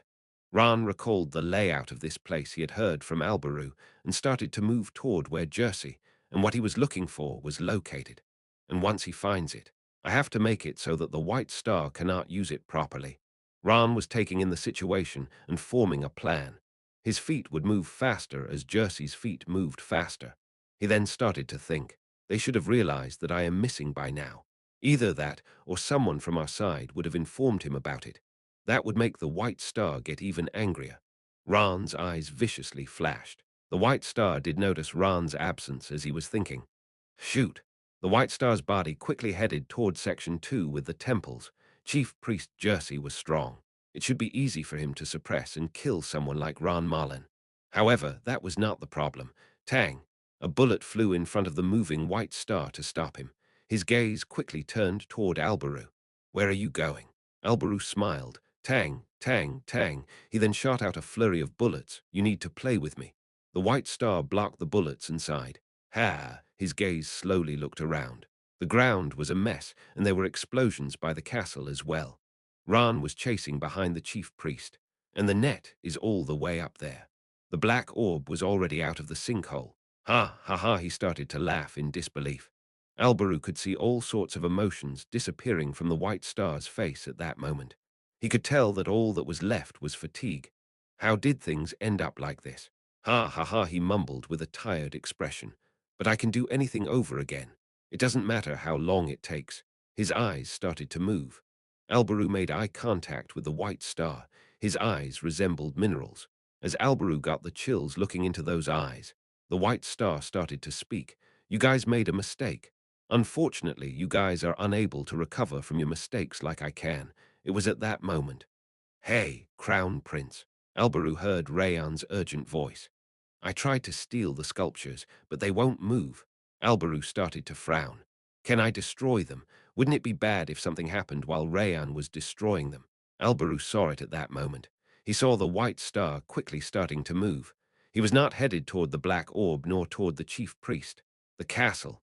That was where he was heading. Albaru's intuitions were telling him something. This bastard. He's going to get the sculptures, no, to summon the monsters. Whether he was going to take the sculptures, destroy the sculptures, or use the sculptures in a different manner. Albaru had no way of knowing what the White Star would do, but the ending was obvious. The 8 unranked monsters. The White Star was trying to summon them here. I can't let that happen. Forget the Endable Kingdom. That would cause a large disaster for the entire Eastern continent. Hey, Crown Prince, will monsters pop out if I destroy them? This is a difficult decision. Albaru started to speak. Rayanim. Yes, Crown Prince. You said the sculptures won't move. Yeah, I feel like I'll destroy them if I mess with them. Then let's just move it all. Ha! Albaru could hear Rayan flinching on the other side. He didn't care and started to chase after the quickly moving White Star and fired his gun. Tang! Tang! Iruhaben descended in front of the White Star to stop him as well. But Albaru and Iruhaben could feel something in the White Star as he raised his sword this time. They could tell that the White Star would not go all out to fight without any hesitation. Rayanim. Slash the entire altar holding the sculptures from the ground. We will take the entire altar. Oh, Rayan quietly responded. I understand now. That is a brilliant idea. Rayan looked toward the slightly elevated altar with the 8 sculptures and the wolf children. This circular altar was a couple of meters in length. He decided that he would separate this whole altar from the ground and take it with him.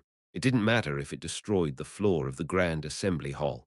Of course, Albaru wasn't talking about anything that drastic. And if I can't separate the altar, I can just take the whole castle with me. I truly am great and mighty. But Rayan's determination was on a different level. Hey, Crown Prince, do not worry. I will do it like a human. Rayan was going all out in a different manner than the White Star. Chapter 614. Bye. 2. Rayan had said something while rolling around on Cal's bed and eating a cookie in the past. Human, what is it? I wish this cookie became bigger.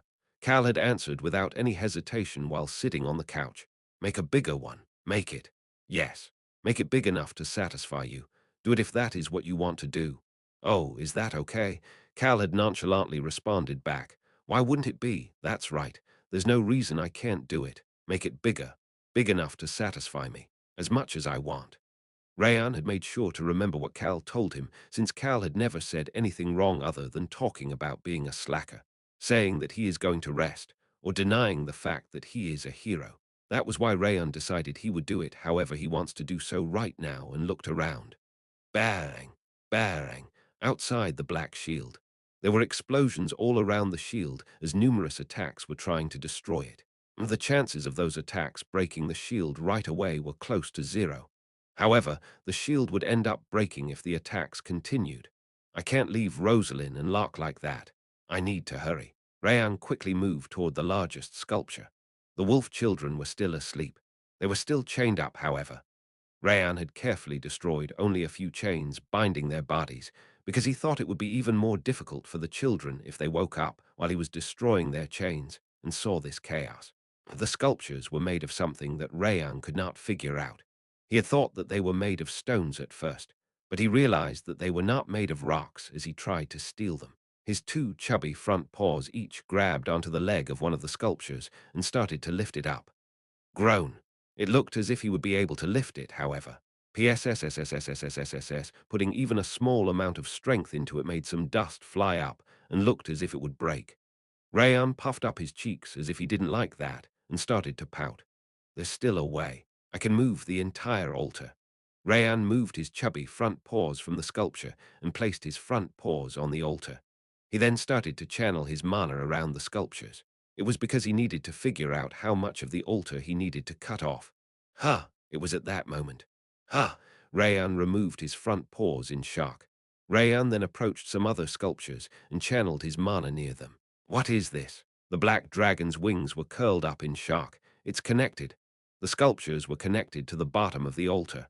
There was a small circular tube connected to the bottom of the sculpture. This is weird. Rayan could feel a weird aura flowing inside the circular tube. It's being injected. That weird aura was flowing through the circular tube and being injected into the sculpture. It's similar to dead mana. It was hard to tell exactly what the weird aura was, but it seemed quite similar to dead mana. Rayan quickly used his magic to try to find the starting point of these circular tubes. Drip, drip. Rayan was focusing so hard in this anxious situation that there were beads of sweat forming on his forehead. Bang, bang, bang. The enemies were still attacking the Black Shield, while Rosalind and Lark were still fighting them off as Rayan did this. You had quite the entrance, but all you're doing is defending. Lark swung his large shield and remained by Rayan's shield despite Bear King Seru sneering at him. Bang, bang, bang. The light arrows that were endlessly shooting toward them from all directions were being blocked by his shield. It was because Sarah's light arrows could impact Rayan's shield greatly compared to the other enemy's weak attacks. Seru had two perfect arms, contrary to their information that he had lost one arm. However, he seemed to have difficulties moving the arm that had been lost and could only shoot light arrows while standing there with a pale expression. Lark quietly mumbled to himself, I will not forget my goal. The reason he had picked up the shield, the reason he chose defense. Lord Sherritt, his master, claimed that the greatest defense was the best offense, however. I'm different. Lord Sherritt had told him something. You need to figure out the reason you fight and your goal for fighting. The reason and goal. I fight to protect. The wolf tribe. They were part of the strong beast people tribes along with the bear tribe, lion tribe, and the whale tribe. Of course, they were said to be weaker compared to the other strong beast people, but they were still strong. The wolf tribe was known for their temperament and was said to use quite primitive and destructive battle methods. Furthermore, they thoroughly cherished their family and their tribe. I will control both things in my own way. Lark calmed the power inside him that wanted to explode. Lord Sherritt, his master, had told him something. When you need to fight, you need to learn to figure out that moment. Don't forget your goal, his current goal. It was neither to kill this bastard nor to destroy this place. Save the children and steal the sculptures. That was all he needed to do. Next time, when the time is right, he could use this power that was running wild inside him at that time. That opportunity would definitely come for a person who suppressed their powers and waited for the right opportunity. Lark picked up his shield. Bang, bang. The light arrows crashed into the shield and exploded. He then peeked to the side. He could see Rosalind, who was also fighting nearby the black shield. Crack! Another highest-grade magic stone broke. Barang, a large fire burst out of Rosalind's hand at the same time and headed toward the enemy in front of her. And that enemy, that's annoying to handle, was the Lion King. But it's not that hard to do. The Lion King, who was in his berserk form, easily pierced through the fire. Black smoke surrounded him. Rosalind bit down on her lips after seeing her fire being pierced so easily. I'm certain that that black smoke is the power of darkness from his darkness elemental. She could not give him the opening to use that power properly. A portion of her allies would not be able to use their powers properly if that darkness spread through the sky. I can't give him an opening. In that case, I need to attack without stopping. Rosalind was using a completely different method than Lark and launching everything she had toward her enemy. Barang, barang. Most of the loud explosions happening in this area were Rosalind's handiwork. That was why Lion King Dorf could not easily attack. Even if she is using magic stones, her mana control and her attack spells are both at the level of dragons. He did not say that part out loud. It was because she was an enemy. Of course, she'll just end up like a caged rat as soon as she uses up all of those magic stones. Have you not considered the fact that you would die before that happens? Dorf shrugged his shoulders as Rosalind smirked and asked that question. I don't think that will happen. Why? You won't be able to move the sculptures. Rosalind's hand flinched as she was casting another spell, but she quickly resumed her casting. I already heard from Rayan Nim. He said it looks like they'll break if he tries to take the sculptures. That was why he was planning on taking the whole altar. She heard Dorf's voice at that moment. What is it? He was smiling. Are you thinking of taking the whole altar instead? Rosalind stopped attacking and looked toward Dorf this time. Wouldn't that be quite a headache for you guys? She heard Rayan's voice in her mind at that moment. Rosalind, the young dragon's voice sounded urgent. These sculptures are connected to some tubes underneath the altar. Those tubes are delivering some weird auras to the sculptures. Weird auras. But that aura feels like it is supplying nutrients. Rosalind's expression stiffened up. Nutrients. Did that mean that the sculptures were alive? What are those nutrients? She was certain that the nutrients were not nutrients that they would consider normal. I guess the dragon figured it out by now. Lion King Dorf leisurely laughed. Seru had stopped his attacks at some point as well and was laughing next to Dorf. On the other hand, Rosalind's expression was getting stiffer the more she heard. The connections. I think the sculptures will break if I cut these tubes off. These tubes that were feeding something that seemed to be nutrients. Rayan had a feeling that destroying these tubes would impact the sculptures as well. I tried to find where the tubes came from, but I need more time since they are coming from quite far away. That's why I'm letting you know about it first. There were many tubes connected to the 8 sculptures that were forming a weird shape underground. Rayan had used his mana to try and find the starting point of these tubes, but the tubes underground had headed toward the wall of the Endable Kingdom's sinkhole. Then they flowed up the wall. That was why Rayan needed more time to investigate. It was at that moment. Beep, Rosalind and Rayan's video communication devices both gave off emergency signals. Gasp. The shock made Rayan even stop his investigation as he quickly took out a video communication device. This signal meant that someone was quickly retreating.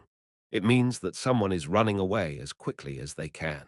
Rayan's heart started to beat wildly. The human isn't here. For some reason, thinking about the fact that the human was not here made Rayan feel as if this signal was even more urgent.